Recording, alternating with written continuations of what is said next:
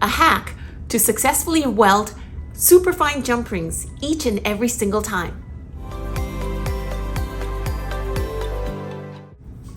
A number of you have written in to ask, why is it that I can weld thicker jump rings, but I am struggling with superfine jump rings and they end up blowing up? So I'm going to show you how to do this today, each and every time successfully. I hope you enjoy this. This is a 26 gauge wire jump ring. It is very small and you can't see, but the seam, they're actually not meeting.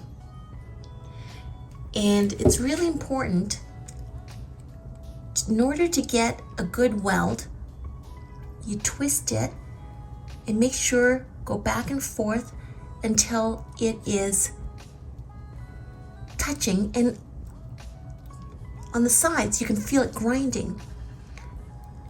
Now, the other thing is, you might sometimes have to push down like this.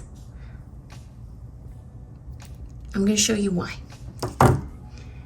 So, you've got them and it's touching like this. The problem is, there's a gap here, and when you put the electrode on this, sometimes because it's not touching, there isn't enough room, it explodes backwards. What you get, blowout. So what you do is you take your pliers and you press down so that you get the maximum meeting place, the surface, by pressing down this way. So that's not like this, but it's like this. And that's what I mean by having the jump ring, using a jump ring like this and pressing it down over the seam. One of the things that you can do is overlap them.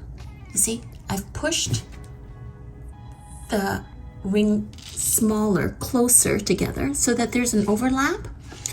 And then what I do next is I press down on it, and you can feel that there is something that's not right, let's just say.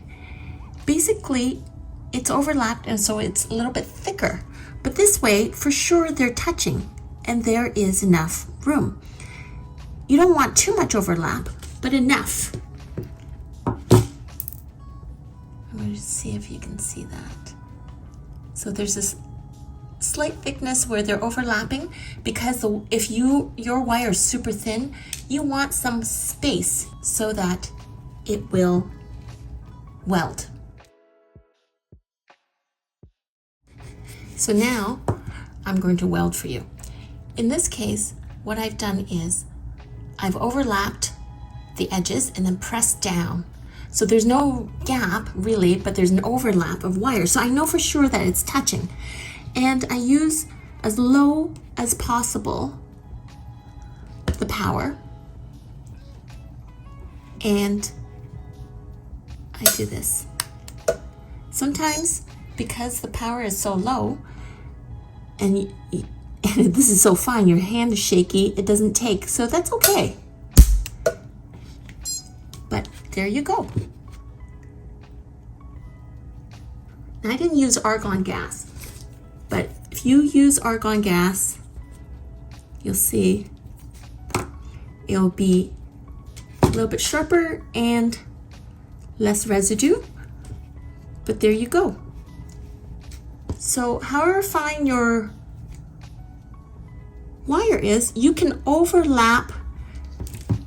So sometimes if it's not cut specifically flat, or there's not enough room touching because it's so fine, what you can do is move the jump ring like this and then press down here like this and force more area for touching, and then zap right here.